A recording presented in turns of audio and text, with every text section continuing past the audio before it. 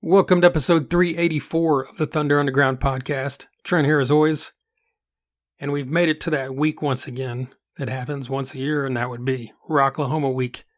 We are now just a couple days away from the kickoff of the pre-party. If you're listening to this the day this episode drops, getting pumped, getting ready for 4 days of rock and roll out in the cow pastures of Oklahoma. You know, quote unquote. It's near Pryor, Oklahoma. Out in a huge field and former pasture, of course, that was built into the mecca that we know as Rocklahoma now. This will be the 16th version of Rocklahoma happening in Pryor, and I'm fortunate enough to have been to all 15 previous Rocklahomas, as has my guest, John Stowe. He has been to every previous Rocklahoma, and of course he will be at the Rocklahoma this week as well. Labor Day weekend here. Pre-party kicks off on August 31st, this Thursday. And then we've got Friday, Saturday, Sunday full of rock and roll and heavy metal. And then Monday, Labor Day, you can recover, head back home, wherever that may be. I know there's people that come as far as 5 to 10 minutes there in Pryor, Oklahoma. And then there's people that come from Canada every year. There's people that come from all over the country, all over the world. I know in the early days, this is something that me and John talked about. You know, I was camping around people from Australia. I'd met some people from Japan and a couple people from Europe because people, something like this hadn't happened when it came to the 80s rock that Rocklahoma started with. And then, as it changed throughout the years, some of those people dropped out as more people came in. And there's, groups of people from Canada I know that camp next to me every year. And there's a couple other ones out there that I know exist because, I've met them or talked to other people. And I know there's people that come from New York and California as well. I'm sure there's other out-of-country people. If you're one of those people and you hear this, shoot us a line. Shoot us a comment. Let us know where you're coming from. Before I jump into more talk about Rocklahoma and this great talk with John, I'll let you know who we're sponsored by, and that would be Sunset Tattoo, a tattoo shop located in Midtown Tulsa. Their tattoos are done good and proper. They're state licensed, and most importantly, they are mother approved. Well over 25 years of experience from Jake and his crew over there. I personally had work done by Jake before. I know several other people that have. I'm very happy with it. I'm looking forward to having some more done here in the future. Whatever work you're looking to have done, they accept walk-ins. You can go in there, talk about it, or, you could be cool and schedule a time to come in, give them a call or a message ahead of time, get in there and talk about what work you're looking to have done, or if you're just looking for help with your ideas, they of course can help you bring that together. Hit up the socials. Facebook and Instagram are both Sunset Tattoo Tulsa. You can see all the photos there. Tons of great work throughout the years. You will not be disappointed. Of course, tell them you heard about them on Thunder Underground.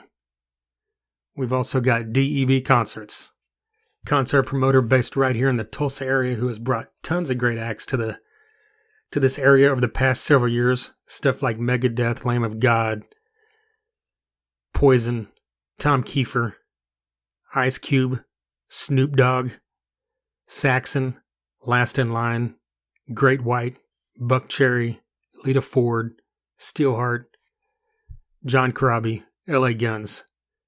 A huge long list that keeps growing.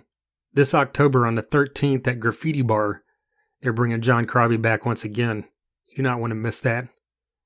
If you've listened to this podcast more than once, you've probably heard me tell you about how much I love John Corabi.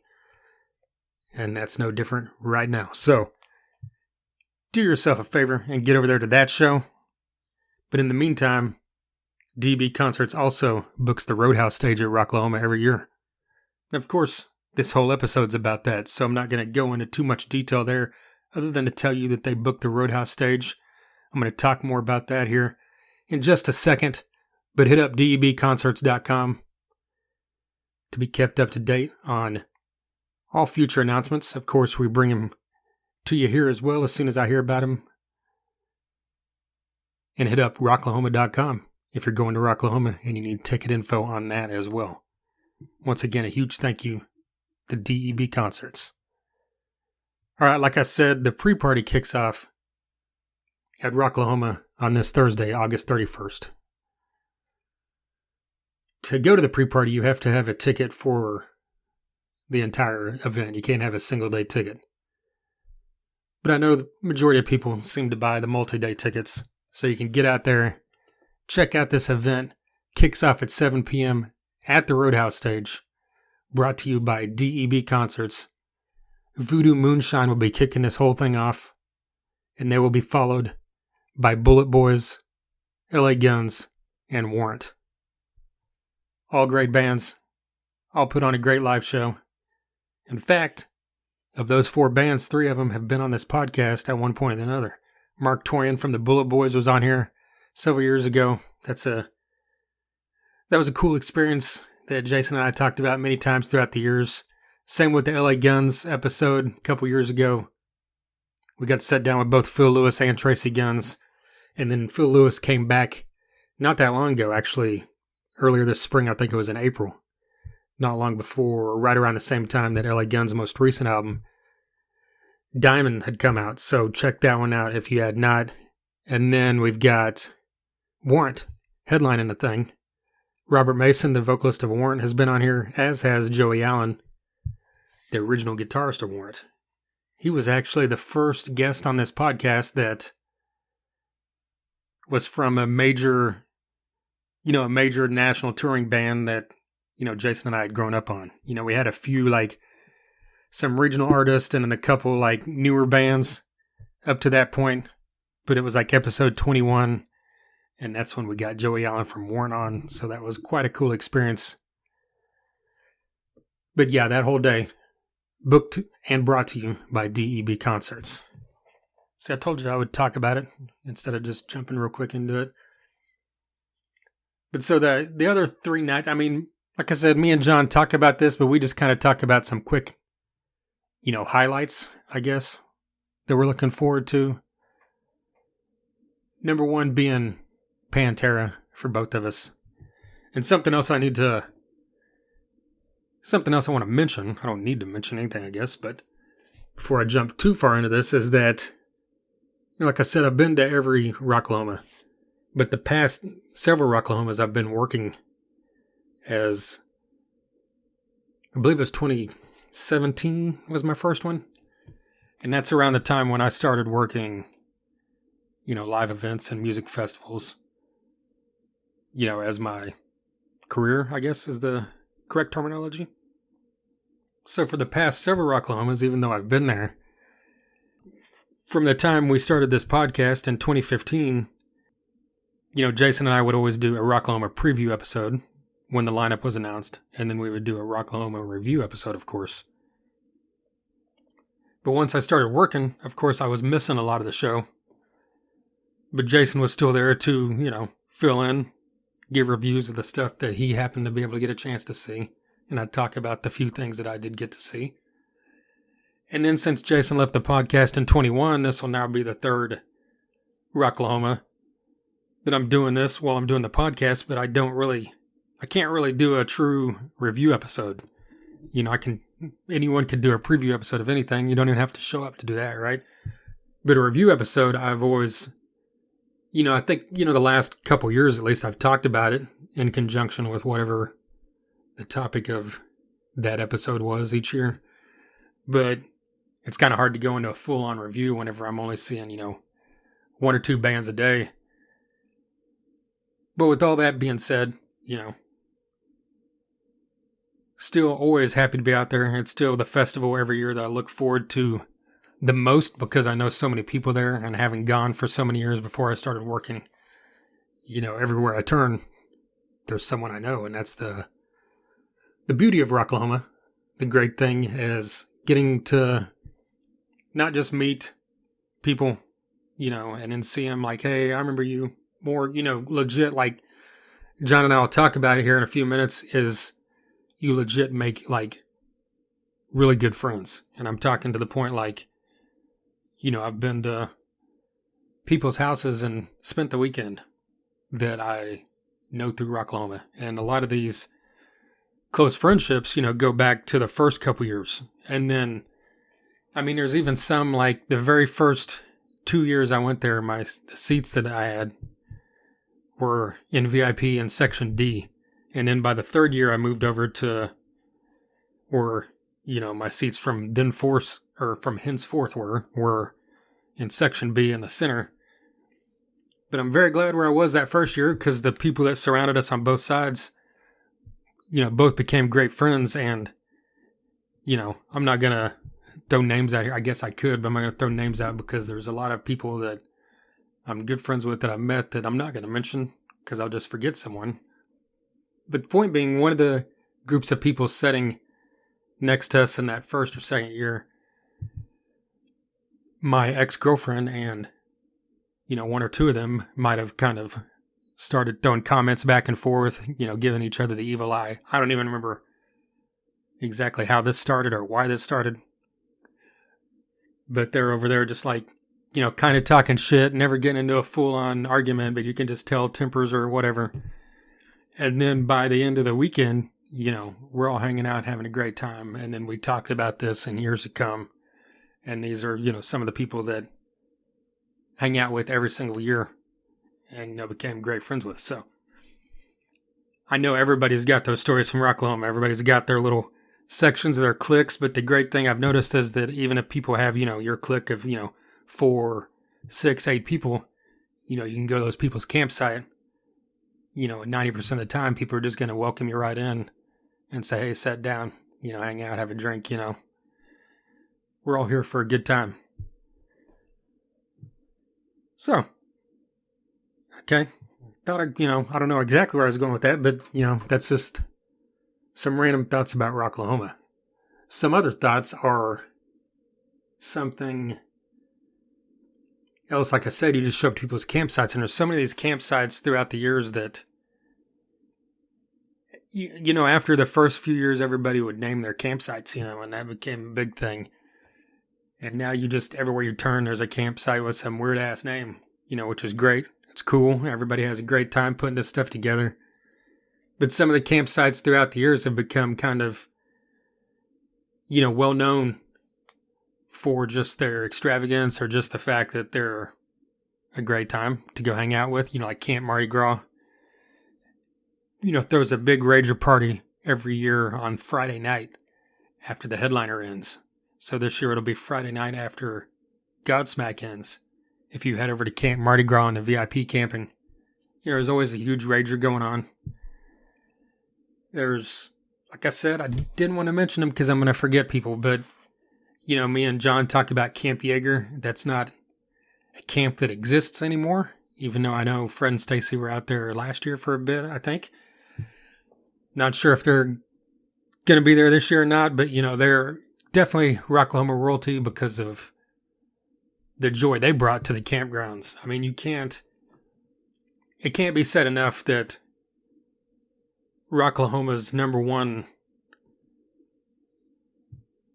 pro, I guess, if you're going to do pro or cons, I don't know, is the campgrounds and the camping atmosphere. There's lots of festivals out there that have campgrounds, and there's lots of festivals out there that do not. And I can tell you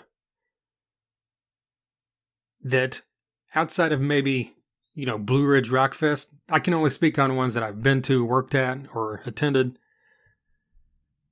A lot of the campgrounds, are very restrictive, especially on these big, corporate, mega festivals like Coachella. I've worked out there, and you look at the list of, like, rules, things you can't bring in and stuff like that. It's just insanity.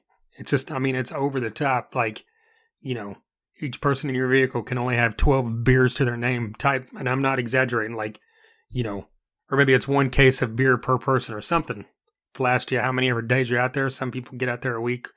But Rocklahoma, has always been great about being an open atmosphere. You can come and go. It's right near town if you need to go get more. But even outside of that, just the whole atmosphere of hanging out, walking or, kind of camp hopping or whatever term you want to use. The atmosphere is just different than other camping fests. And there's even some out there that are restrictive about when you come and go as well. And thankfully Rocklahoma isn't like that. If you're camping, you can go out there on Friday at 10:50 a.m. and see Eyebolt at the Roadhouse stage. And then you can head back to your campground for an hour or two, and then come back and see, Fame on Fire on the Freedom stage. See there, I just gave you 2 bands that are playing on Friday. Anyway, like I said, you've got the whole camping atmosphere, which is the number one thing about Rocklahoma. There's, a lot of people talk yearly about, this lineup at Louder Than Life, or this lineup at Blue Ridge Rock Fest, or this lineup at Welcome to Rockville is so much better. And a lot of times, technically, yeah, it is. And that's many times due to quantity. A lot of these festivals, especially Blue Ridge Rock Fest, have, booked their lineups like it's a European festival, which are, insane in themselves, where you've got 5, 6 stages. And of those throughout the day, there's always 3 or 4 of them going simultaneously until you get up to the very end, like maybe the very final headliner might be the one playing it itself, but, which is a cool thing. Don't get me wrong, that's amazing. You can book 160 bands and it'd be quality booking.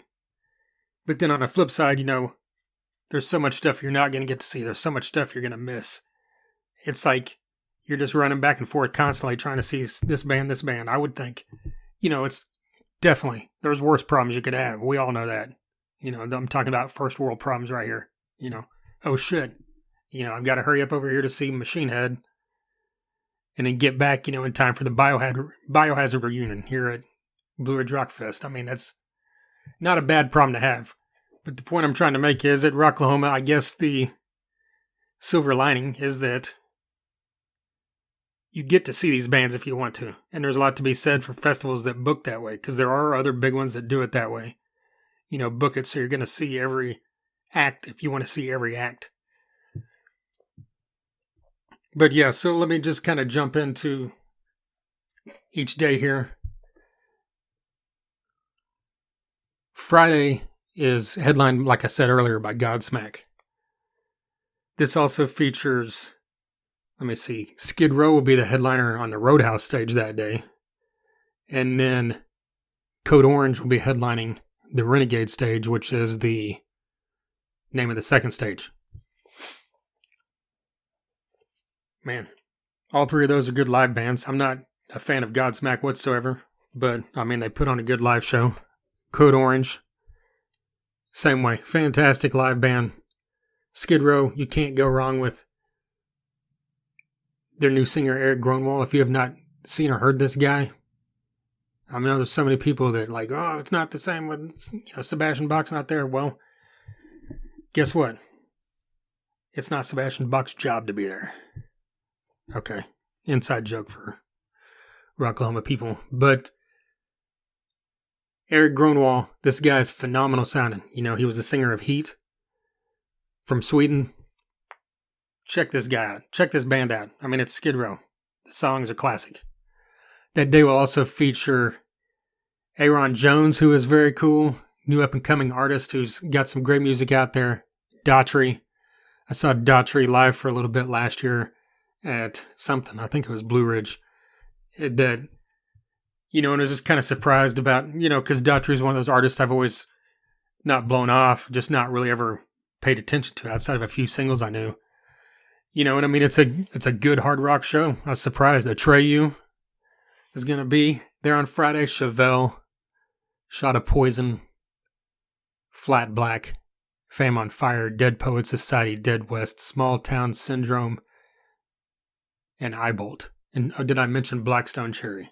Probably the best live band on all of Friday, in my opinion. All right, jumping on to Saturday. Roadhouse, the early bands at 10:40. It's kicking off early, folks. Bad Allison, Damus Rocket. I'm hoping I'm saying that right. Maybe it's Dames. Snakebite Whiskey. And a 90-pound wrench.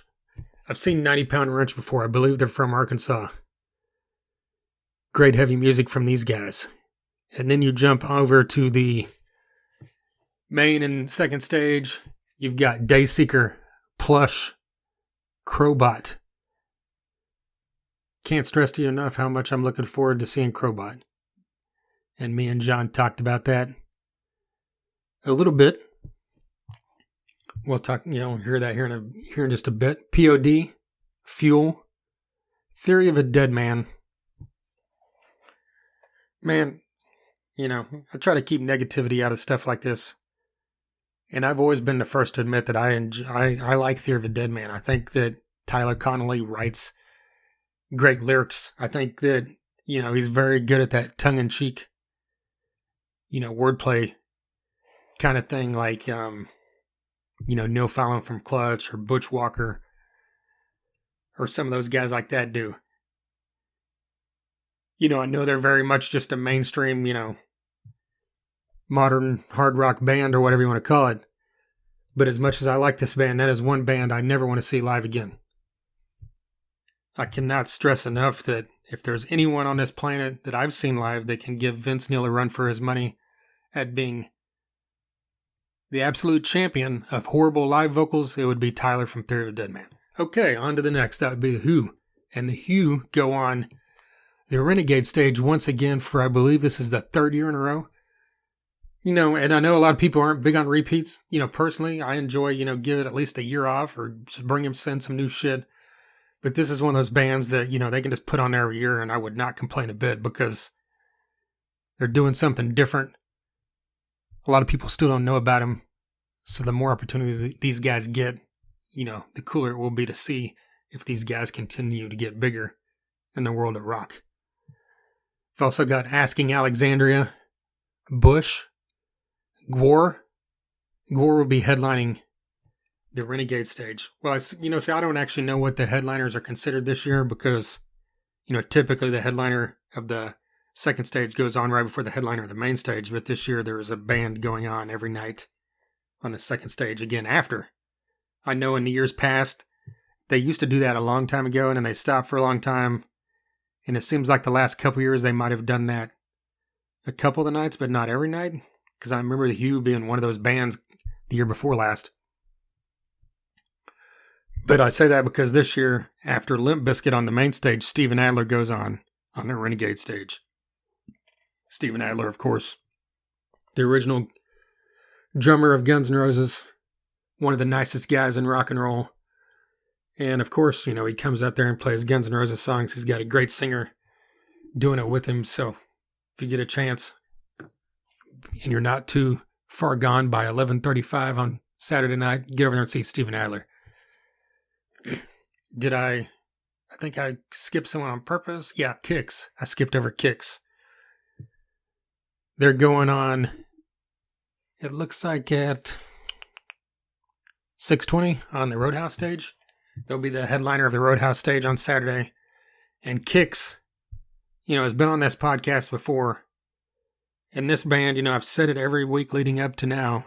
This is one of the best live bands you can see. I've seen them multiple times. Even if you're not into their music. I mean, if you're not, just because you're not familiar with it or whatever. It's just old school rock and roll spectacle, It's just five guys on stage,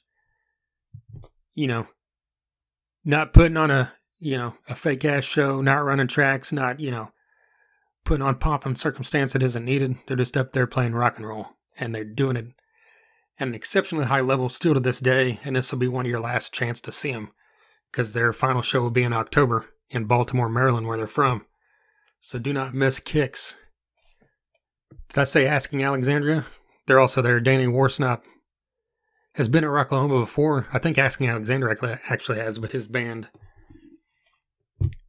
Man, why am I drawing a blank? I'm drawing a We Are Harlot. Man, that was a great kind of side project he had that got to see out there one year. All right, and then the final day, September 3rd, this coming Sunday, Roadhouse kicks off again at 10:45 a.m. with Nova Rex. And then we've got Dime Store Riot as well, and Stonebreed. And then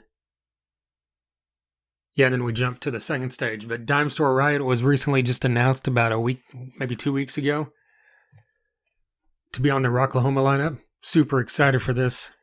If you follow this podcast, you know that all four members of Dime Store Riot were on the podcast a little under 2 months ago now. It was right at the end of June Go back and listen to that episode and see how this band came together. It features former members of Grind, Driver, and Fist of Rage. Well, not former members of Fist of Rage. Paulette is still in Fist of Rage as well. But Dime Store Riot features Adam from Driver and his return to the rock and roll scene. I'm super excited because I have not got to see him live yet. This will actually only be like their third or fourth show, I believe. So do not miss that. And they actually camp. I'm not going to throw out numbers here just in case I don't want it thrown out publicly on a podcast, but they've put it out on their socials at least, so I don't think they care. But the point is they camp at the end of, one of the rows in GA camping, and it's on the main road there that runs right by the side entrance to GA near where the shower house and the food vendors are, where access stage used to be over there. It's not far past that, in that area of GA, and they're right towards the front of the row. If I believe right, it might be the very corner spot. I saw they have a banner this year, advertising this slot, which I believe is 11:30 a.m. on Sunday. So if you're walking by, be sure and stop and say hey to Dime Store Riot. Great new band. All right, the rest of the day we've got Broken Love, Mothica, From Ashes to New, Mammoth WVH. And this guy, Wolfgang, we already know that this guy inherited the talent from his father and his uncle. This guy is a massive bass player, a massive guitar player, a great singer. And his first two albums are spectacular. The new one just came out here just a few weeks ago. It kicks your ass. Check it out if you have not. I promise you got to love this thing. If you love this stuff like Seven Dust and Alter Bridge, Mammoth fits in right with that. I think that 20, 30 years from now, we'll be talking about this and Mammoth will be at the top of the bill. I mean, maybe well before that, but, 20, 30 years from now, we're going to be talking about him, as a legendary artist, the way we talk about his family already. Okay, we've got Filter are they in the side stage? No, yeah, they're in the second stage. Filter is always a great live show. Then we've got Corey Taylor on the main stage after that. Corey Taylor, I've never had the chance to see his solo show. I've seen Slipknot many times throughout the years. Corey Taylor, be interesting to see. I know I've looked up his set list before. I'm pretty sure it consists of some Slipknot and some Stone Sour and a lot of his solo work. I know recently, last year or the year before, he did a really cool cover of Eddie Money, Shakin', if you haven't ever heard that. Then we've got Ginger on the second stage, and this is one that I think I've heard more than any of outside of the headliners. This is the band I hear people say the most. I'm really looking forward to seeing. If you haven't seen them, you gotta love some heavy metal, this is really heavy stuff. If you do, get over there and see them. We're talking like tight, precise, like, a lot of the European bands are, talking like that Swedish death metal precise, talking like Scar Symmetry, or talking a band like, someone more mainstream people know like Meshuggah, where it's like down to the intricacy, your Dream Theater style, like musicianship. And then a vocalist who, blows people away because you usually don't hear females with guttural vocals like this. And being able to flip it the way she does into the, clean singing as well. So Ginger, looking forward to that. Buck Cherry is headlining the Roadhouse stage that day. Buck Cherry, always a fun time. One of the best, quote-unquote, radio rock bands of the past 20 years. I, loved them in the early days. When Keith Nelson left, I kind of, slipped off a bit. But their newest album that came out, I'm a big fan of. We all know Buck Cherry. And then we've got,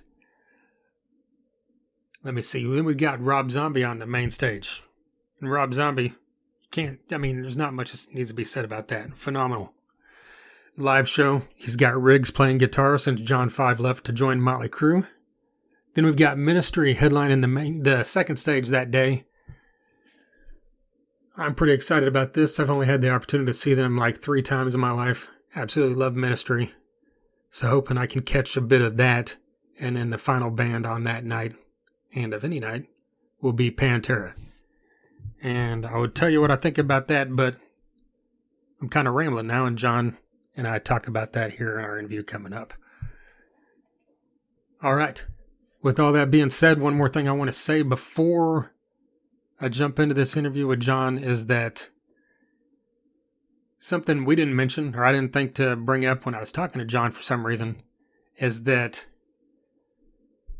he moderates, and I believe he started the Facebook group called We Love Rocklahoma. Him and Roy Parker moderate that. I don't know if they might have brought in more moderators throughout the years, but it's, there's several Rocklahoma groups, including Rocklafreakin' shout out to my friend Kevin Graham, who's been on this podcast a couple times in the past, and hopefully we'll see him at Rocklahoma this year. He's got Rocklafreakin'. Then there's other stuff, but it's probably the biggest one. I should have looked at numbers, but I know those two, I think, are your big ones when it comes to the Facebook groups, and those are a cool thing to join in. Like if you're newer to Rocklahoma, there's always people in there giving ideas or tips or photos of stuff they do, stuff you might not think about. And if you're someone that's been there going to all these Rocklahomas as well, it's just fun to get in there and relive memories, talk about what you're excited to see and all that great stuff. So yeah, hit up We Love Rocklahoma. All right, I'm going to jump into this now. Quit rambling. Here's John Stowe and myself talking about what? That word I've said 5,000 times. Rocklahoma.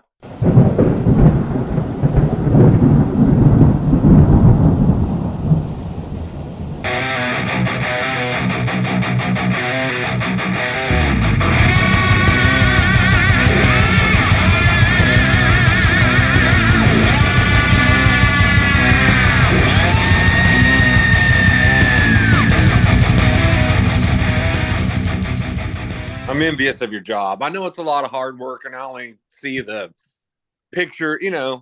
I get it, but it still looks like a good time, man. I love traveling. I love festivals. You know what I'm saying? So it's kind of like, yeah. If I was single, dude, I'd be hitting you up, get me a job, bro. So I got a little envy on you there. Yeah, I mean, it's cool. I mean, that's the main reason I dig it is for the travel, and obviously getting to be around music, even if it's stuff I'm not super interested in, it's still a good vibe. Yeah. I dig it, man. I dig all kinds of music. I mean, I listen to it daily, but when I'm there in the moment, you know what I'm saying? And there's the love and the energy from the crowd. That's what I dig. That's why I like concerts, Yeah, same here. Yeah, for sure. So you almost ready, or you still got a lot to pack? It's probably a lot, but then again, I kind of know what I'm packing. So, we're just kind of throwing small things in there. And as the days go by, we'll get a little more detailed about what we're going through a list and, trying on clothes and, Yeah. I don't know if you do that or not, but yeah. What day are you planning to get out there? Thursday. Gotcha. Yeah. When do you start? I figured you'd be out at Rocklahoma working. I guess you don't go in until Thursday. Yeah. I'm going out there Wednesday. My first day working is Thursday doing Thursday. The golf cart thing. There's really not. Couple of those years they brought me out early to help them, set up the VIP stuff. But this year they didn't ask me to, so I'm not going to complain about it really. Get your little time off, little time home, man. Yeah, everybody needs that. No matter how fun your job is, home's still home. Yeah, for sure. Cool, man. We'll just kind of jumping into this stuff. Do you remember first finding out about Rocklahoma? Because I was thinking about this the other day as well. Like the first time I heard about it, like it was actually from Jason, who used to do the podcast with me. He was he's like, have you seen this thing that's happening in freaking Pryor? And I'm thinking at that point they'd only list like 10 or 12 bands, but it was all like Jacqueline, Vince Neil, and Slaughter and all that stuff. Yeah. So I was just kind of taken aback. Like, what were your thoughts when you first saw, this announcement being somewhere, at least close to home for you as well? Yeah. Well, I mean, buddy of mine and his wife came over and they're like, hey man, there's this festival going on in Pryor, Oklahoma. Of course I'm like, where the hell's Pryor? I've never heard of Pryor. And I've lived in Oklahoma City my whole life. But and we looked at the lineup. I was like, cool, man. So I'm like, hey, let's, I tried to get them to do VIP. Free beer, dude, right there. That's your money, but they wanted to do hotel. So we did GA. drove to, Claremore or something like that every night. Yeah. So, and we ended up spending in the first probably night, we spent what we would have spent, in beer. So I was like, I told y'all we were eating pickle loaf the whole freaking week, but it was still a really good time, man. Really good time. I mean, what was your experience that first couple years, just kind of thinking back to like, having lived through that era of music, being a performer in it as well. Like, what was your feelings like going out there, being a part of that atmosphere again? Man, dude, I'll never forget. The first year we came in through GA. So you walk through all the vendors. So it was a kind of a slow build. It was kind of cool atmosphere, felt the electricity as soon as we got out of the car, walked through all the vendors, came over that hill. I don't know if you've ever walked the GA walk, but you kind of come over a hill and then you see the stage, and it was just like, woo! Man, I'm here. This is my people, and I knew that. I was like, man, this is going to be the people that I vibe with. And it was amazing. Wish we could have done GA, but I did sneak in a couple times, but, but yeah, I know that was a great time. 2008 was a complete different experience. I don't know if you remember this or not, but there used to be a podcast called Fever Fest. And all the people from Rocklahoma got on there, and I made such good friends with people that I ended up staying with Fred and Stacy Foster, the Camp Jaeger. Yeah. So I ended up staying with them, and it just that's when Rocklahoma really, really, really bloomed for me. Because it was like I was there in the middle of. They had a stage. It was just, man, it was fantastic. That was one of the best times of my life right there. Yeah. And I love the new stuff too, but those early days, it was just, it was something special for sure. Yeah, it was just a different atmosphere than any other concert I had been to in my life up to that point, I think, just because you got all these people. I was talking to people camping near me that came from Australia and all over the world, which just blew my mind, being just a dude from Oklahoma, having driven Japan. 45 minutes, Yeah. Yeah, we were talking to, kind of talking to chicks from Japan. There were huge groups of them. Like, I don't know if they came on a tour, but you would see giant groups of Japanese, mostly girls, walking around. It was just like, this is bizarre, man. It was the craziest thing I ever saw in my life, Yeah. I guess, because at that point, there hadn't really ever been a collection of, artists from that era all brought together, especially at that point. It was 4 full days of this stuff, Yeah, actually, I don't want to speak out of turn because I didn't get to go till Friday, but I think it was 5. Yeah, I know at least the second year was 5. A couple of those years were. Was it second year? Okay, one of those... maybe it was, because I had a job at that time. I couldn't get there until Friday. So maybe it was the second year. I think they had a day of like tribute bands, didn't they? Yeah, because there was like a day that was mainly tribute bands, and it would have like one. I think Steven Adler played like headlined a night full of tribute bands, like one of those first years. And did he? I remember another time like Firehouse played on Wednesday night, and then there was regional and local and tribute bands under him. Well, do you remember? If I get my years crossed up here, forgive me, but I don't. I go there and I party, so sometimes sometimes but I think it was 2008. There was a VIP only night. I think Rat headlined, and it was you had to buy your own beer at that time. For those younger people that don't know, It used to be free beer. But so that night we bought beer, but I think it was Rat, and I don't know. I can't remember the next one, but that was super cool. And it was only VIP. There was no GA allowed. I think they're obviously pushing the VIP experience. Yeah. Which, especially with free beer, I would highly recommend. Yeah. But that was a really good time, man. That was a really good time. Yeah, I remember, I think it was 2008, the Thursday night, you remember, was like Anthrax, Armored Saint, Metal Night. Was it Thursday night? I think it was Thursday. It was before like the full like normal days started, I guess, but it was like full on metal, like Overkill and Saxon and it was Anthrax with Dan Nelson, which not many people have seen. Right. That, to me, that's a whole special place in my heart, because I thought Dan Nelson was incredible. It kind of sounds like Phil from Pantera.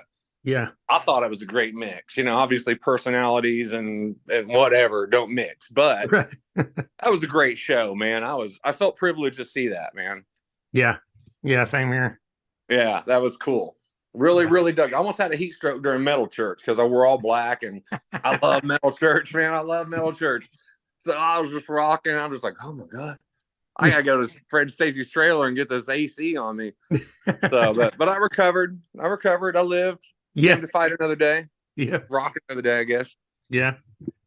But yeah, I mean, you mentioned Fred and Stacy and Camp Yeager. I mean, that's another huge thing that went on, not just those first couple years, but for many years. And those first few years had like what? I mean, there were several campground stages, at least in the early days. I can't remember the names of half of them, but well, there was Axis. Well, yeah, obviously, which was a Rocklahoma sponsored one, but it was in the campground, so you could bring your own beer. Yeah, which was a great meetup spot because you couldn't miss it. That or Camp Yeager, Yeah, I miss that, But hey, I understand it's a business. Yeah, somebody up there is counting beans and going, "Hey, you know what? Right. You move this indoors and charge for beer." I get it. Yeah, but those are cool experiences. I'm glad I was there those years. Yeah. I remember towards the very back of VIP, there was just like a huge tent that had bands playing, and I don't even remember like if it was someone that kept doing it or not, but that's another thing I remember about the early years is you just kind of stumble around into a campground, all of a sudden there'd be a band playing, which I think that's kind of because it was a little more rough shot where you could kind of get away with that stuff, like you said, before they stepped in, and liabilities, and obviously didn't have to have insurance, whatnot. well, the first one I think in 2008 and maybe 2007, I don't know. We didn't go in the campgrounds the first year. 2008 was Garden of Evil. Right. Okay, that's right. Yeah. Yeah, and then which spawned into 2009, which was the first year of Camp Yeager. And man, because Garden Evil was great, but there was just people in there feeling like I don't really like how I don't know. They did this weird split of like friends and strangers, and it was just kind of bizarre. I mean, I get it. It made you feel special, but yeah, Camp Yeager did it right, man. Camp Yeager, I miss those guys, man. I miss them. Miss it. Campground hadn't been the same since. Yeah, I agree. I like because my campsite's just like I could just stumble from theirs to mine, so it's kind of nice. Mine too, man. And on all due respect to everything that's going on in the campground these days, these people work hard. I mean, they go full blown out. And I want to be involved with all that, but here my problem is I'm getting older. All these things are so far away from each other. You're talking 30, 40-minute walks in between them. I'm just like, I don't know. Middle of the day, I can't make it all, and just, live bands are my thing. I would love to be able to win the tricycle race or whatever. I just don't think I'm going to. Right. To be out there in 100-degree weather and trying, I guess it'd be fun, but not for me, but for people watching me trying to do it. Right. Yeah, I'm right there with you on that. Yeah. But yeah, I'm very impressed with what this new generation's doing with it. I love where they're taking it. I love that they're getting people involved. It's become a family. I mean, you and me both, we both came from the original family, and it was family. I used to meet these people all over the country for shows. We became very, very, very close friends. And most of those people have faded out. We're one of the holdouts. You know what I'm saying? Yeah. But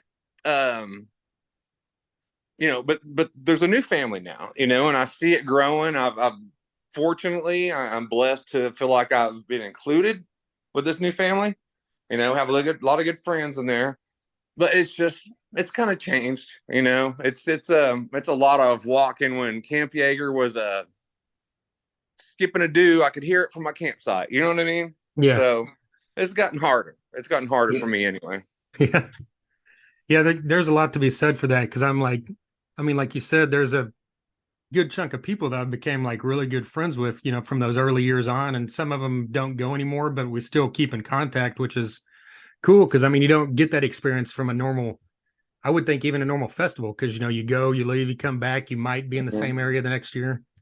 You don't. Yeah. I'm wondering, and I've wondered this often, how many people go to Rocklahoma that don't connect with the heart of Rocklahoma? The people that, Fallon and, surviving Rocklahoma, on all these folks. I mean, there's a lot of them. I don't want to leave anybody out, so I'm not going to start a list. Right. But I mean, they put a lot of work, a lot of work into, the big bus, just going out of their way to make this not just a music festival, but a social engagement. You know what I mean? So yeah, all the world to them. I mean, it's amazing. I'm very proud of them. I'm proud that I consider myself the OG. But they are the new G. And they're taking the torch and taking it on, and I think that's super cool. I wish we could get bands back in the campground, but I don't know. I hear it's become very expensive to do that. Yeah. Yeah. So whenever AEG came in and they, changed up the format to make it like more of an inclusive, like modern rock, all kinds of different rock and metal, not just the 80s rock.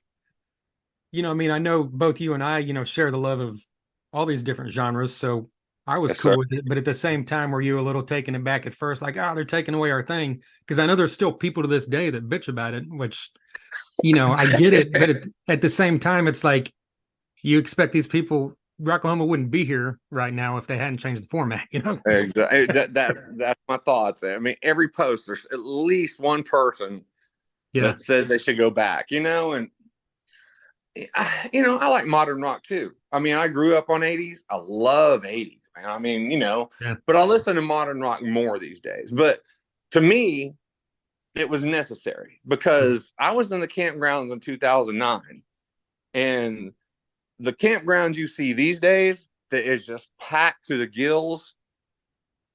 2009 was not like that. It was a ghost town. I would say of the original. I don't know if people know this, but there are original campgrounds, and then they started building satellite campgrounds. You know what I'm saying? And so, but just the original one was maybe a quarter full, maybe on a good day. Yeah. So I saw the writing on the wall. I was like, man, I think this may be it, because there was very few people there. It was super empty. And, I was kind of a little bit, when AEG came in and brought some modern rock in, I was happy for it because I didn't want it to die. I have a good time out there. Yeah. So, I like that they keep some 80s going, though. They're staying true and, giving the nod to what built that festival. And people need to realize that. They're doing their best, and there's not a lot of 80s bands left. I don't know, man. Could you book a full festival of 80s bands right now? If you did, it would be a bunch of bands with, like one bass player or one drummer left. Yeah. if you're lucky, or maybe and then headlined by Poison or Tesla, and that's about it. Yeah, exactly. There's not a lot left. So there's a lot of I don't know. I don't really know Wigwam, but I'm sure they're 80s-ish. There's new bands that are 80s-ish, which are cool. I'm digging that they're because it's going to come back. Everything does, but not a draw in America. Obviously, 2009 was not drawing very much. Granted, there was a financial crisis, but there was also less and less bands every year. Yeah, and that's all I got to say about that. Well, I did jot down to mention it because I think you went to Rock in America, right? Yes, sir, I did. Yeah, because they kind of stepped in to try to fill that void, and I mean it. I guess it had some moderate success, but they obviously didn't bring it back because it wasn't like a massive success. But that was kind of a cool, just little offshoot to, keep living out that thing for, at least another weekend the next year. Well, yeah, as you say that, I think it proves the point that Rocklahoma could not have gone on as it was. It was just couldn't have happened. We wouldn't be talking about Rocklahoma right now if they would have stuck with that format. Right. Rock in America was great. It was great, but during Dawkins, I could walk up and get maybe three rows. People are standing there, so it's not actually rows, but what I'm saying, the distance of 3 or 4 rows back, just whenever I wanted. So it was great, but I don't think they made a lot of money, or they would have done it again. You know what I mean? Yeah. But I love that festival. That was a great festival. Yeah, the joy with that one was the hanging out in that hotel afterwards, Oh, you talking about the Garden of Evil after thing with Yeah. the George Lynch? Man, I met George Lynch that night. Don Dawkins, a couple other people. I don't know, but yeah, that was amazing. I was super disappointed when it happened again, but I Yeah. kind of saw the writing on the wall by the turnout. You know what I mean? Yeah. Plus, they have camping, Yeah, so just man, being in the middle of town, it's kind of I mean, yeah, that's another thing that's always great about Rocklahoma. It's like, being someone that works festivals, I tell people that all the time. It's like, even though you might think a lineup's better over here, I can tell you your overall experience is probably going to be funner at Rocklahoma because of these campgrounds. exactly. And I've done it both, and it's fun either way. But yeah, I feel like if Rockin' America would have got some sort of shuttle service and had some deal with a hotel where they would shuttle people, I think I might have done better, Yeah. but not a lot of people would want to get blasted, wasted, and drive out of, Yeah. that area. Yeah. It's pretty top heavy. You really don't want to be driving too drunk out of there. So Right. that was kind of a drawback on it, but damn good concept. I wish they'd bring another one back, but I don't know if I would invest in it or not. I don't know. Right. I probably would, but that'd be out of my love, Right. not out of my head. Yeah. Hey, I did get to see Scorpions for the first time at that, so I got to live out that dream. That was cool, man. Yeah. Scorpions, great. It was all great. It was a great festival. I loved it. Yeah. Didn't have free beer, so I was a little miffed about that, but I got through it. And I got through the cops back to my hotel too, or to the Stone Pony, or no, wait, the Stone Garden. Oh Stone yeah. Gardens, where they had those. They had those parts. Those were legendary, dude. I don't know if I ever laughed and rocked that hard in my life. That was amazing. That was a great experience. I hope everybody got to do that because that was cool. Yeah. Can you name throughout the past, the first 15 years of Oklahoma, can you name one or two performances that stand out as the best to you? Or is that Oh too tough of a yeah, thing? man. It used to be easier, but now after all these years, it keeps getting harder, I think. But Yeah, I mean, you know, like I said, Dan Nelson with Anthrax. That's something you're not going to see. It's yeah. just something that was very special to that festival. Honestly, yeah, and I'm gonna, I'm not the biggest fan of Vince Neil these days, but when Vince Neil played Original Rocklahoma, it was a great show. It was a really good show. Even for Vince Neil, I thought it was really great. The whole first year was great. It was cool seeing Triumph Yeah. reunite for Rocklahoma. That was a Yeah. great experience, and then Saxon, freaking Saxon played. I know a lot of people like, but dude, come on. You wouldn't have a lot what you have these days if it weren't for bands like Saxon. Yeah. And then do you remember? I'm gonna ask you two things if you remember, because I feel like I'm crazy sometimes. Do you remember them showing the Anvil movie at the end of Rocklahoma one year? Yeah. It was that. Yeah.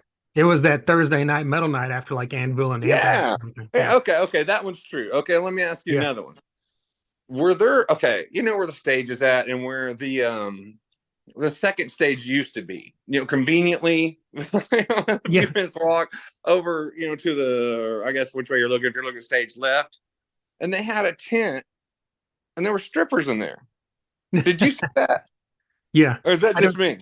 No, I remember that. Yeah, I remember there was that You massive tent that had like the bull. You remember like the bull riding thing? Yeah. And then it also like would randomly, I remember randomly being strippers and then there'd be bands in there sometimes, but it was never consistent. So yeah, well, dude, I have not found one person besides you that remembers that. I'm like, you don't remember the strippers? I mean, it seems bizarre to me that nobody remembers that, but that's cool. I'm glad you remember that. Good. I think I've got photo evidence. I'll dig through it and see if I can find it for you. Oh yeah, man. If you got a link or a whatever, send it to me. That was a good time, man. That was a really, really, really good time. And back then, I think the band started at like 11 o'clock, right? Yeah. I mean, I remember watching at like 11 and I felt like my shoes were melting into the concrete. It was so hot. Yeah. This is July. Those days in July being out there, at noon with like Steelheart or Nelson or Vixen or whoever. It was just, Yeah. but I did, like, I convinced two friends to go see Steelheart. And they were like, I'm not going over there at fucking noon when it's 104 degrees to set through this. Mm-hmm. And I'm like, just come with me. And then basically turned them into lifelong fans. Cause I mean, that was one of my favorite performances I've ever seen, seeing that guy still sound like he did, at that point, 25 years previous, Dude. But yeah, let's not forget to mention oh, wow. Now it's gonna blame me. Yeah, the Tulsa festival that Doug saved. Wild in the Streets, or is that it? Streets Gone Wild. Streets Gone Wild. Streets Gone Wild.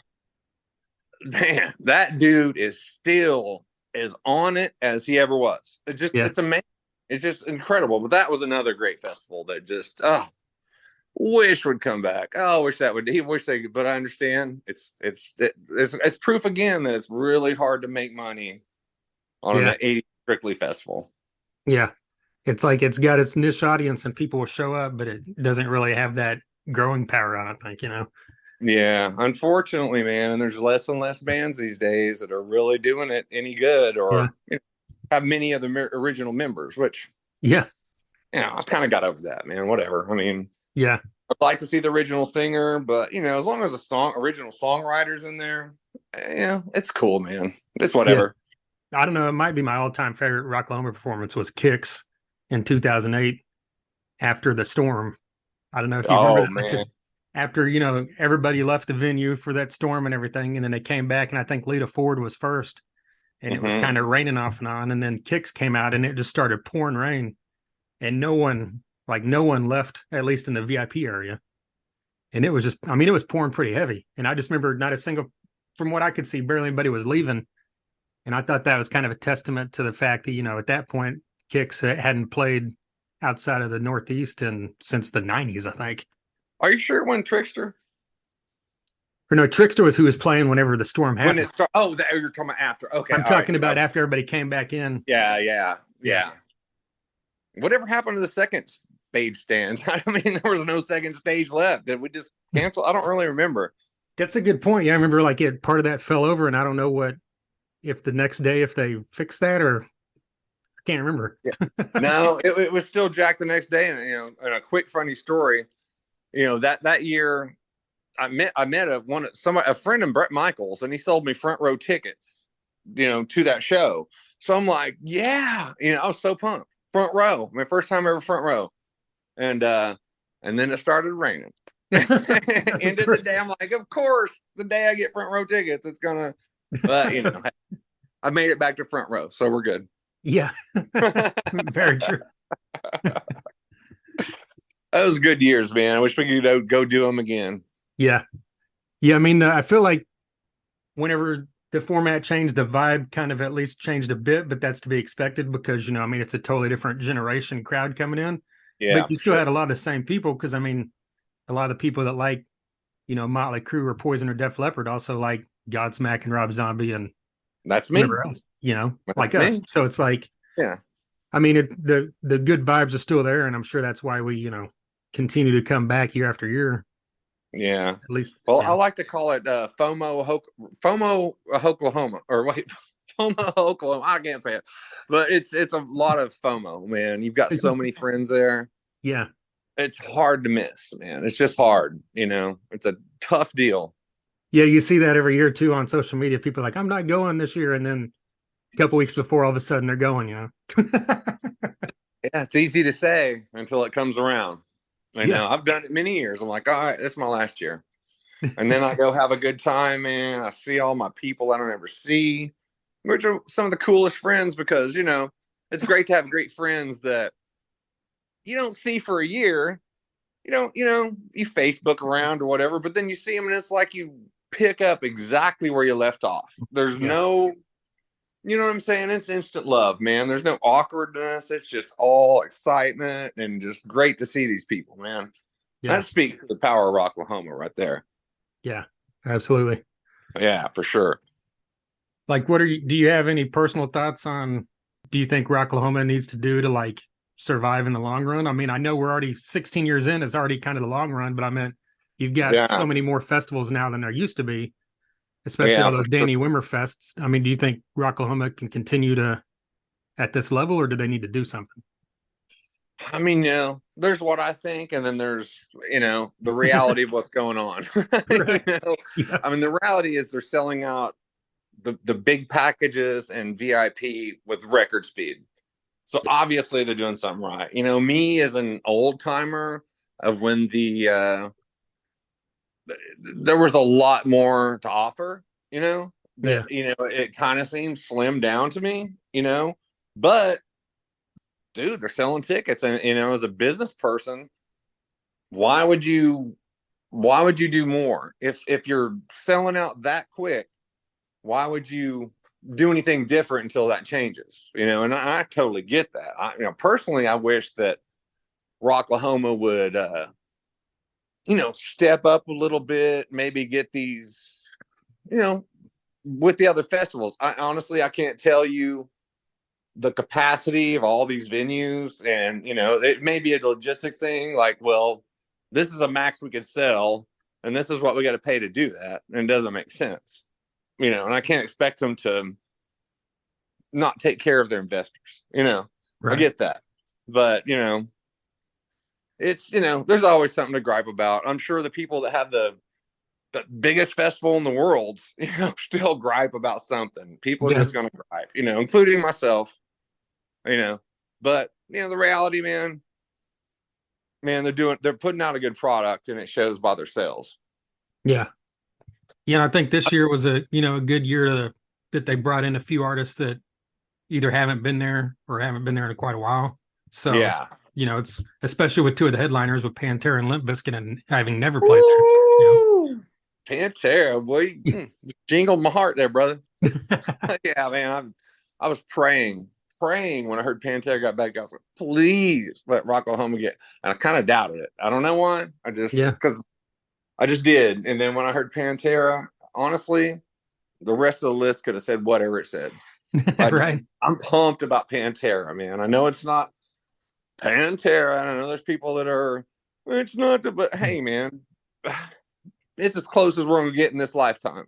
Yeah. So let's take advantage of that. You couldn't have picked better people for the job. So, more power to him. Phil was a big part of Pantera, that dude. He wrote all the lyrics. He came up with guitar riffs. He brought the attitude. I think Phil deserves Pantera as much as anybody else. Just because he wasn't there the first day it was named. Yeah. That's not, he was there when Pantera became Pantera. Yeah. If you know what I'm saying. Yeah. And I like their old stuff too. I like Projects, and I like that stuff too, but it's not right. Phil Pantera. You know what I mean? Yeah. Oh, I'm the exact same way. Yeah, I mean, I'm a diehard, Dimebag and Vinny fan, but I fully believe that if Phil hadn't been there, that band wouldn't have got to the level they got to, because they wouldn't have made that transition into, vulgar display of power from Cowboys to Hell. They might not even got as heavy as Cowboys from Hell if it wasn't for Phil, Yeah, I don't think they would have done, I think they probably would have made a living, but I don't think that they would have become the band that could transcend all trends. I mean, Pantera stayed as a top seller through all kinds of goofy ass trends. You know what I mean? I mean, they're just, everybody was going softer. Pantera went harder and did better. So gotta respect that, man. And that part of that is Phil. You gotta know that, So, I mean, the brothers are just as much as Pantera, but I feel like Phil deserves to be able to do this without being hassled. Yeah. That's just my opinion, Yeah, I fully agree. So, okay, good. With that being said, I mean, jumping into this year, like, besides Pantera, like, what are you looking forward to the most, like, as far as anybody you've seen or haven't seen? Man, did I say Pantera? No. Let's talk about that. No. Man, the surprise, there's a lot of them. I'm looking forward to seeing Ginger. I wish she would have been on main stage, but I understand why, or I shouldn't say she, I should say they. I understand why they're not. They're better suited for second stage. I get it, but I kind of hope, for my own selfish reasons, I could have saw them, up closer. But man, yeah, I mean, my surprise is I've listened to Bush, their new stuff.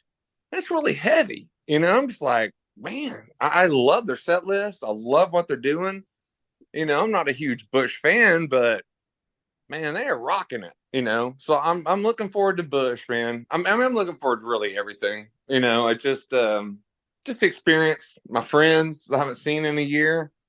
But yeah, if I had a list in front of me, I could probably go through. I wish we'd have had Jackal this year, but Yeah, I was kind of surprised because usually it's like every other year. It's been at I least, don't know. this will be the third one, I guess, now without him. Yeah, I mean, Jackal is all. I mean, I know the new metal people are like, oh, what is this? But hey, remember what built this festival, Yeah. and that's Jackal. I mean, if I'm not mistaken, maybe you know more than I do, but didn't Jesse James introduce Rocklahoma to AEG?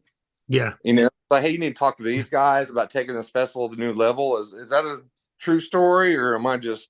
Yeah, he's good friends with someone high up in AEG. Yeah, and just Yeah, basically made the introduction between, them basically sharing and them to AEG and said, hey, let's make this happen. And it just went from there. So right. I guess in a roundabout way, that's saying, yeah, that basically Jesse James Dupree saved Rocklahoma. I go with that. I totally go with that, man. I'm telling you. And without that, I'm telling you, we would not be talking about Rock Light.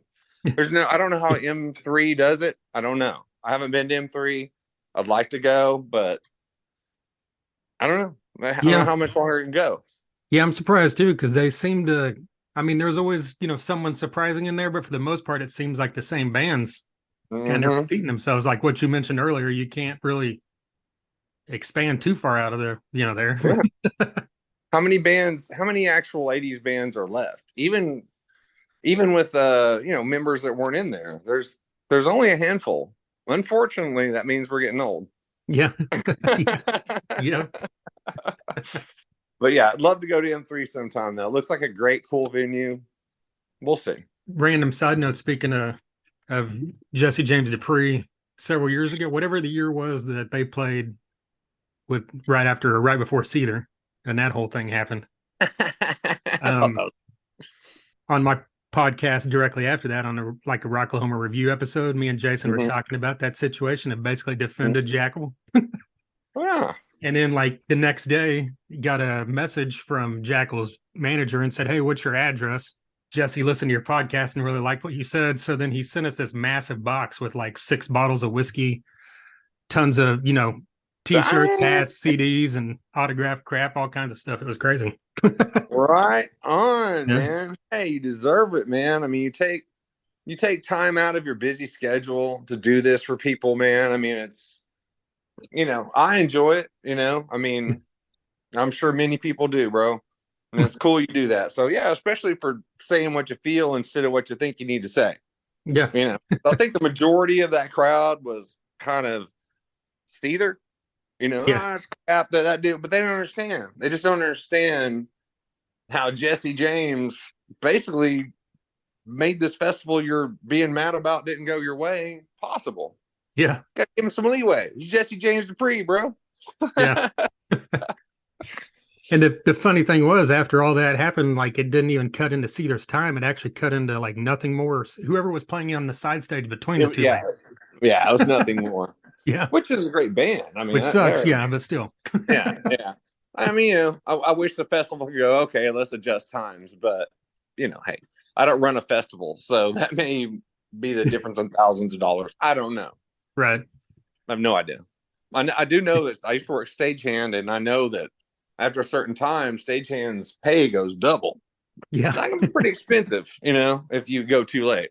Yeah. Well, we'll tell you from a personal standpoint, besides the obvious with Pantera, I'm like really looking forward to seeing Crowbot. The only time that I've seen them live was at Rocklahoma. Last time they played was like, I think 3 years ago now, maybe 3 or 4. Yeah. And I've just never been able to see them live outside of that. Just absolutely love everything these guys have done. I don't know. I was very surprised at how Crowbot sounded. I hear the name. Yeah. I picture something and I listen to him like that's very different than what I would imagine it would sound like.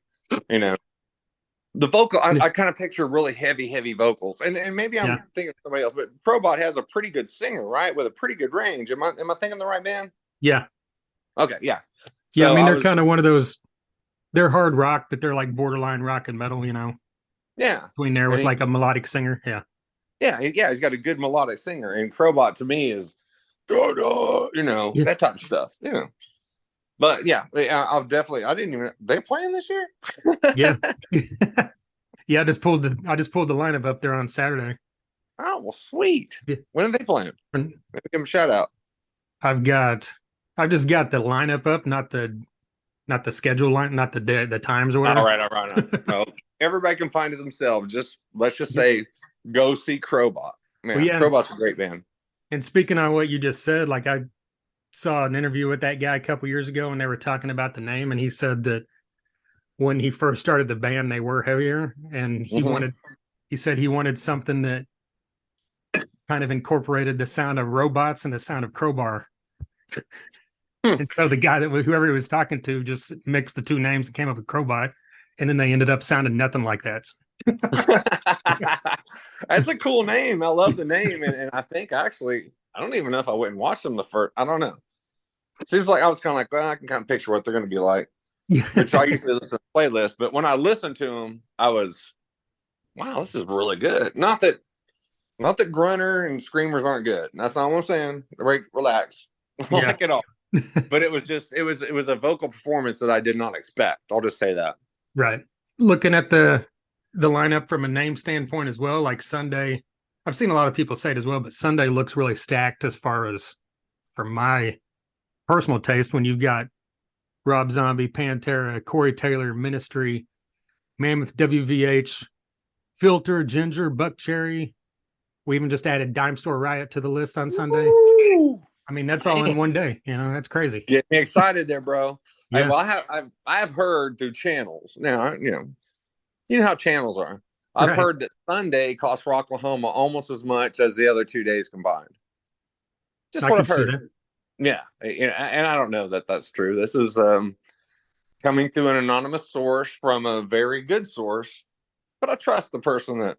So I kind of believe it. That's a pretty good lineup. I remember when excuse me, Rob Zombie opened for Disturbed one year on I think it was the 10th anniversary, maybe. Yeah. Yeah, that was a great show. I was a little disappointed that Rob Zombie was super scaled back, but you've got to expect that. I mean, I'm guessing again this year, if he's going on before Pantera, probably scaled back. I'm expecting scaled back, but even scaled back, Rob Zombie's good. Yeah. I mean, it's Yeah. always great. Yeah, absolutely. It's funny Yeah. because I used to think, because I got the chance to see him a bunch in the 90s, whether with White Zombie or just solo.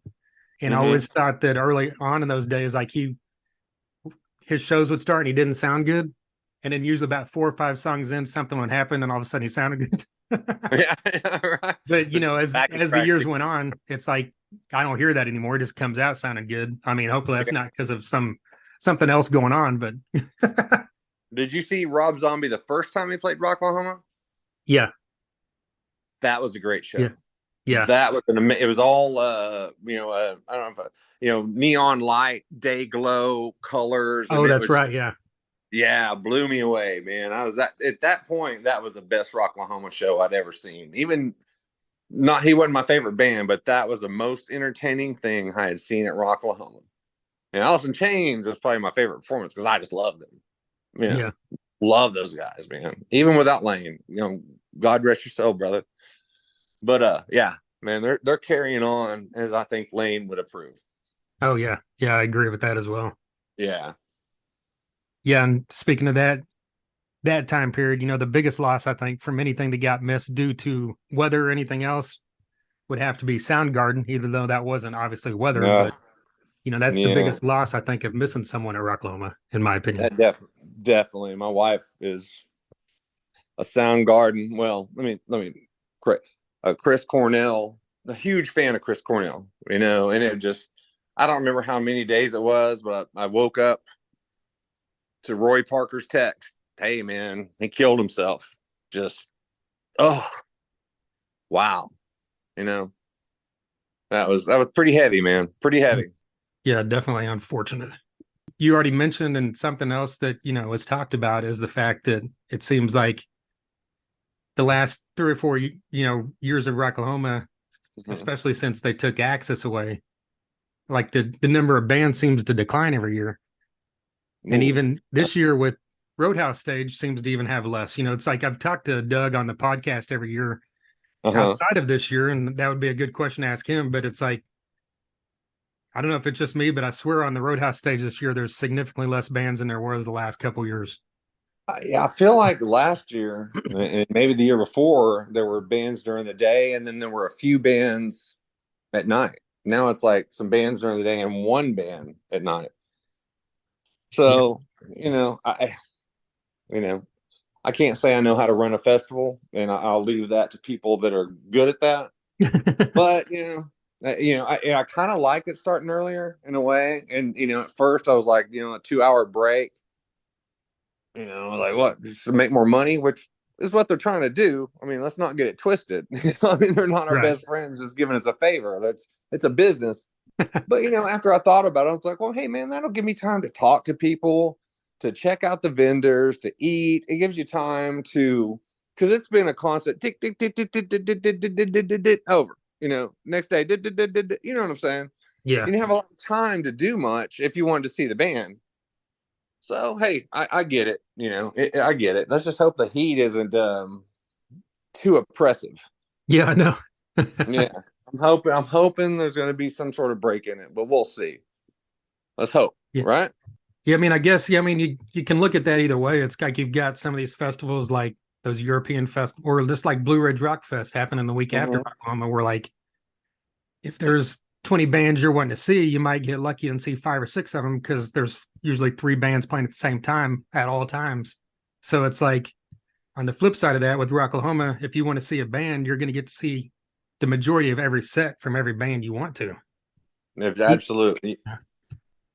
So Yeah, you might miss a couple minutes, if you don't want to yeah, leave early for one to the other, which I'm depending on who the bands are, usually obviously I have pretty good seats, so I kind of favor the main stage bands, but it's a walk over there. But I try to see everybody I can, and I feel pretty satisfied, yeah, that I missed some, but hey man, it's rock and roll.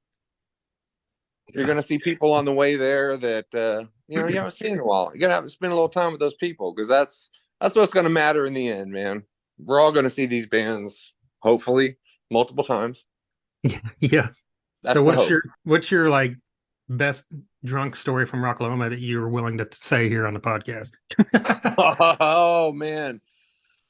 Oh gosh, that's a lot of them. But just the first thing that pops into my mind, and this is probably going to be pre most people listening to this podcast time, but I don't.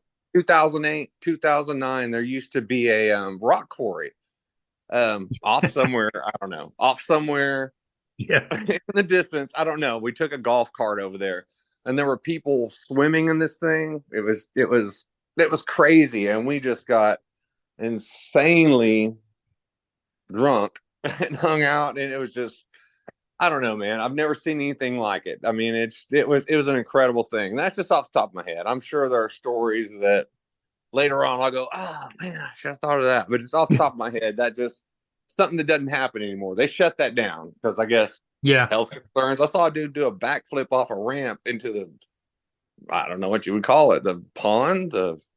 Yeah. I don't know. I'm not sure what you would call that thing. Yeah. I But just it was a always lot of call it a fun, pond. man. Yeah. The earlier days were insane. I mean, they're insane. What sucks and when it was necessary, they stopped cruising through the campgrounds, and I understand why. Yeah. Perfectly sensible. I get it, safety thing, but man, back in the day when you could go cruising around and go see all your friends, now, and that's the problem. There's so many things going on, but you've got a 40-minute walk to one thing to another, and it's hard to do, man. Especially when you start getting, a little wiser, I'll say. Yeah. Yeah. And by that I mean older. But yeah, that was some good times back then. I mean, I'm sure I have some crazy stories I did not think of, but yeah, that was pretty crazy. And there was a ride with Brandy Inser. I don't know if you know who she is. But yeah, we had some crazy conversations, me and a couple other guys. Yeah, it was a good time. I shouldn't even bring that up since I don't have any particular story, but Okay. it was a lot of fun. I'll just say pink helicopter, okay? Okay. We'll leave it at that. I think it was 2008 as well. Whatever that year was that Armored Saint played. Oh man. I I woke up in the morning under my truck, and it wasn't just like kind of like I fell and was there. It's like I was legitimately like directly 100% under the truck, like in the middle. You Nothing slept around under me, your like truck? no drinks, nothing, just in the grass, like like a foot of space between my head and like the bottom of the engine. So you I, just slept under your truck? yeah, but I somehow managed to get clear up under there. I rolled back out. It's like at this point it's already like 10 a.m. or something. So I just roll back out, get on a lawn chair, and I'm laying there. And a friend of mine comes flying up in a vehicle that at that point was working for Love Bottling, who was one of the sponsors. And he's like, I've been trying to call you for the last 2 hours. And I'm like, well, I just woke up. He's like, I've got meet and greet passes for Armored Saint. Let's go right now. And he grabbed me and took me out What? there. And I'm at this point still just like disheveled and hungover and think I'm going to puke everywhere. And I'm like trying to keep myself together. I'm like, because John Bush is like one of my favorite singers of all time. Oh, I'm with you, dude. Anthrax, So, John Bush is my favorite. yeah. So I'm just like, I look like total hell. And I walk up to him and I just said, dude, you're the greatest heavy metal singer of all time. And he's like, whoa, you haven't ever heard Rob Halford or Bruce Dickinson? I was like, well, you're my favorite singer is what I'm trying to say. He's like, okay, I'll accept that. He's better. He's better. I mean, Rob Halford's awesome, but he's a little tinny compared to John Bush. But hey, Yeah. man, it depends on what you like, man. It depends on what you like. Yeah, absolutely. Yeah. And one other thing, didn't you meet each other at Rocklahoma? Is that story? That's a legend, but it's not exactly true. Okay. We met through friends at Rocklahoma. We knew of each other, but never really talked. And then in between, I don't know, 2009 and 2010, we were introduced and kind of hit it off, man. It's been a great ride, man. It's been awesome. Rocklahoma definitely changed my life in more than one way. Yeah. Yeah. So yeah, a lot of people think we met there, but we didn't actually meet there. Oh, okay. Yeah, but it still was the implement to the misery I put her through now. So yeah. Is there anything else you want to throw out there besides like, I mean, I written down, like, I was going to ask you like what keeps bringing you back 16 years in, but I think we've kind of covered that throughout the course of this. Yeah, that's the people, bro. That's the people. Yeah. And it's run really well. The people, Sharon, and the people at the office, it's a very run well festival. Of course there's problems, but it's so unpredictable. You can't prepare yourself for that. I mean, you can, but there's always going to be something that you didn't know wouldn't work. So, it's a work in progress always. It never stops changing. So my hat's off to them, how they run this thing and how they treat their people. I think it's better than any other festival in the U.S. that I know of. I agree with you. Yeah. They're doing a great job. I want to shout out to the Rocklahoma bitches, man. They do it. They do it. Hey, I also want to say, Brandy for Miss Rocklahoma, because I get tired of girls that come in for 1 year and pad their, and there's Lacey, and there's a lot of them that didn't do that, but there are some that come, get it, put it in their portfolio and move on. Yeah. Brandy's not that. She works in the community. She does a lot for these different groups. So good for her. I hope she wins it. I think the people want that. Yeah. Yeah. Yeah. And Surviving Rocklahoma. Thanks for what that guy does, man. That dude, that's love. That's all love for that, brother. Yeah, absolutely. I mean, Adam puts in like so much freaking effort into like just compiling. When you just look at just the stuff like the list of all the parties and the events going on during Rocklahoma, just that alone is insane. But just imagine he's doing this stuff year round, just kind of keeping stuff together for everybody and keeping it in everybody's spirits.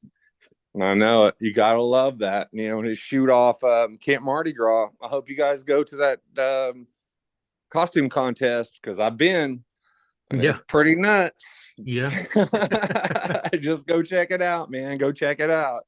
Yeah. I always try to make a stop over there for that. Yeah.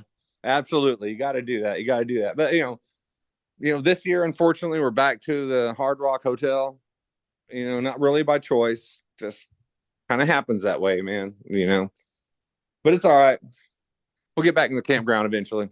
Oh, didn't want to talk about camping versus hotel? I was gonna, bring it up because as someone that's done both, I've only ever camped out there myself.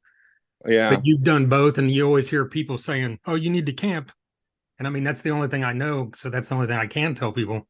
Right. But as someone that's done both, I mean, obviously the shower, the nice bed, or the peace and quiet's good every once in a while, but I would assume camping is the ultimate kind of thing when it comes to Rocklahoma. Camping is the best. If you're not worried about, I've done a lot of different ways. I did hotels first year, second year I tent camped. Third year I stayed with the Fosters and their RV. Fourth year, me and my wife stayed in a hotel. We would drive out, sleep in her Suburban until daylight, and drive back to the hotel. And then I've done Rockstar with the hotel and Rockstar camping. So it's all a good time. But man, if you're willing to get out, and put some steps in, camping's the way to go. But, to me, if you're not going to do that, man, a nice big bed and a huge shower is really nice. So yeah. It's just kind of the whatever you want out of it, man, it's there for you. And that's what's cool about Rocklahoma, man. There's so many experiences and you can customize it to your comfortability. So, what I say about that, bruh? Yeah, it's a good point because so many people out there, it's just like, I bet if you talk to 100 different people, you would get 100 different experiences. You're 100% right on that, bro. 100% right. It's I don't begrudge anybody for what they want to do. Whatever Rocklahoma means to you, I love you for it, and I'm glad you do it, and I hope you have a good time. That's all I can say. I don't go, oh, if you don't camp, you're wasting your time. I've done it all, and it's all great. So do what fits you, boo. And you'll be all right. Absolutely.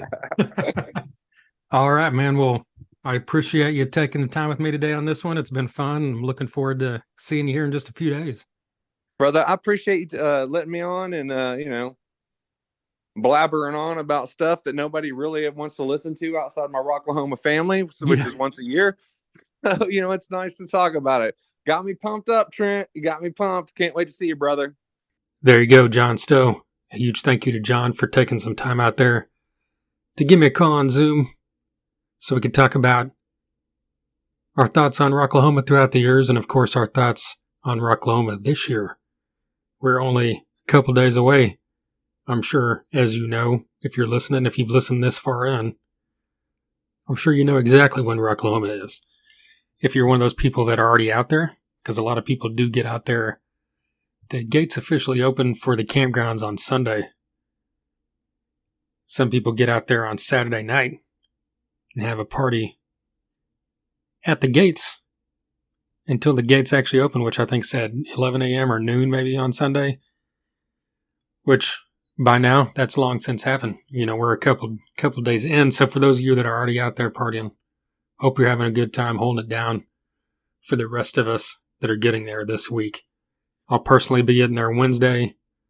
I'm always camped in VIP on row A. I've got a big banner for Thunder Underground. My campground situation is scaled back. I mean, I've still got the same amount of area, but it's scaled back from the way it used to be throughout the years, because it used to be, even if I wasn't there, you could swing by and someone else, whether it be Jason or someone else on my behalf, could give you some Thunder Underground swag or say what's up. But all those people have dwindled throughout the years, and now it's just down to me. There are a couple people that will be camping with me, some surprises that many of you may know.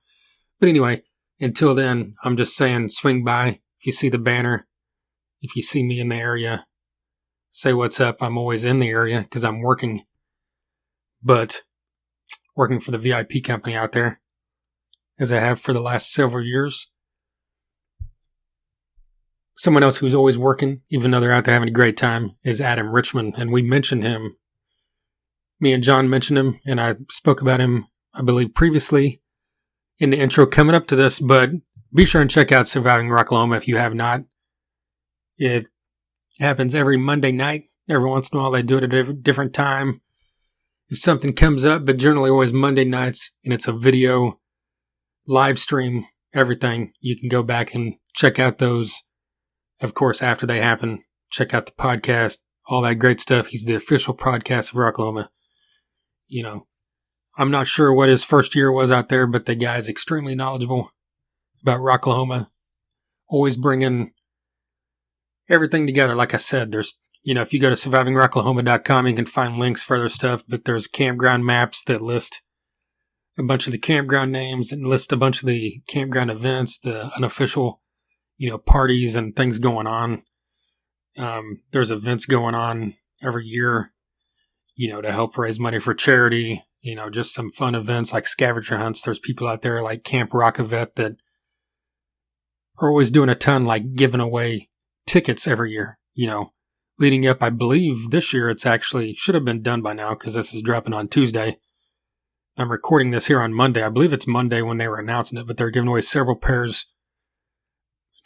sets of full weekend Rocklahoma passes to veterans. And they're all donated. It's a complete nonprofit thing they do out there, which is a very cool thing. Another one that John mentioned was Rocklahoma Bitches, and I should have mentioned that on the up front, but they've been out there for many, many years. And Kendra and Christy, are two of the coolest people you will meet. They're Rocklahoma royalty, I would say, just like I mentioned that word earlier. If you want something that says Rocklahoma Bitches on it, more than likely they'll give it to you because they've got all kinds of swag with their name and their logo on it. And the thing about Rocklahoma Bitches is they just give you stuff. Whether, everybody's got the bracelets to give out, but they've got, the clear plastic bags that are approved to go in venues like the draw sack things or the, t-shirts, koozies, stickers, lanyards, all kinds of stuff. And they're just happy to give it to you out of the kindness of their own heart. Two of the coolest chicks out there. So if you see Rocklahoma Bitches, of course, yo, Rocklahoma Bitches. And then, tell them you heard about them here. If for some reason you hadn't heard about them, I don't know how you're going to yell at them. So now I'm just talking in circles. But yeah, everything going on at Rocklahoma, you can be kept up to date. Like I said right before the interview, if you get on We Love Rocklahoma and click join, there'll be stuff going on throughout the weekend. You can post photos of stuff, your experiences as they're going on. You can get info from others about, pop-up camp parties, all that great stuff. I mean, it's a blast. I could sit here, me and John could have sat there and talked probably a couple hours of just random stories of, the fun you've had in the campgrounds throughout the years, because you can't stress that enough. Like, we kind of did in that interview, and I've done it every time I talk about Rocklahoma. I mean, that's the one thing that I wouldn't say sets Rocklahoma apart, because like I said, there's tons of festivals out there that have camping events, campgrounds. But as someone that now works a lot of these festivals, obviously I'm having a different experience working than someone that is going to the show. But I can tell you from the vibe and from the feeling and from people I've talked to and everything I've seen, there's very few festivals that match the camping experience of Rocklahoma. I mean, there's festivals like Halloween in Florida, which is a totally different genre and format. That's the only thing that I've found that comes close. Halloween or Electric Forest in Michigan. And both those are, it's a wildly different genre, totally different experience, but it's the same kind of feeling, I think, where even though both those, I believe, do have more restrictions in Rocklahoma still, but it's the few where you get the vibe of like a very, inclusive environment. If this is your first time going and you get out there and you go into campgrounds, you're going to leave there knowing someone you didn't know. I mean, that's not just how it is at any show. You bump into someone, say, hey, share a few quips about the band that just played, but no, this is different. It's like you get lifelong friends, lifelong experiences, lifelong memories. And yeah, that should be the place to end it, right? All right. If this is your first time listening, I greatly appreciate it. there's 383 episodes previous to this one that you can check out. One of those previous episodes was last week, and it was Glenn Hughes, the voice of rock, one of the greatest vocalists in the history of rock and roll. I actually got the opportunity to see him Monday night, last night, live in a full set for the first time. I saw him from the side of the stage last year for 2 songs, but this is the first full set I'm seeing this man right after he turns 72, so I'm going to be talking to you about that on the next episode, I'm sure of it. But also, I've had on Dee Snider of Twisted Sister, Jeff Tate, formerly of Queensryche, Vivian Campbell of Def Leppard and Dio, Gene Simmons of Kiss, Bruce Kulick, formerly of Kiss, David Ellefson, formerly of Megadeth, Chris Broderick, formerly of Megadeth, James Lomenzo, currently of Megadeth. Let me see, Pantera. No one's ever been on this podcast from Pantera except for Phil Anselmo for about 20 seconds. Which, that's a whole other story in itself that we had told many times, but Jimmy Bauer, who is the drummer in Down, who was the bass player in Superjoint, and of course has his own band, I Hate God, he was on the podcast with me and Jason several years ago, and we were on the Superjoint tour bus, and Phil came out and just started making coffee and then talking about how a security guard looked like Pepper Keenan. So there's my Pantera connection to the podcast. But other connections, bands that Pantera toured with, 2 members of White Zombie have been on this podcast. Kenny Hickey from Typo Negative, Tommy Victor of Prong, Paige Hamilton of Helmet. Trevor from the Black Dahlia Murder was on here before he unfortunately passed away. I've had on Frank Hannon from Tesla multiple times. Damon Johnson of Brother Kane, Thin Lizzy, and Leonard Skinner multiple times. 2 of the members of Corrosion and Conformity. 2 of the members of Seven Dust. A member of Shinedown, Saliva, Saving Abel, Trapped, Great White, LA Guns, Kicks, Slaughter. I just drew a blank. Like I said, thethunderunderground.com. You can dig through it all there. Tons of those episodes of Rocklahoma previews or reviews from previous years. But yeah, check it all out. Follow on all the socials so you don't miss any future episodes. And speaking of future episodes, Blake Bedsall, the vocalist of Saul, will be returning very soon. So look out for that one. And look out for some other great stuff that I haven't announced yet. You can listen Spotify, SoundCloud, iTunes. Hit like or subscribe so you get alerts, all that great stuff. Once again, a huge thank you to Sunset Tattoo and DEB Concerts and John Stowe. And until next time. Thunder Underground, y'all.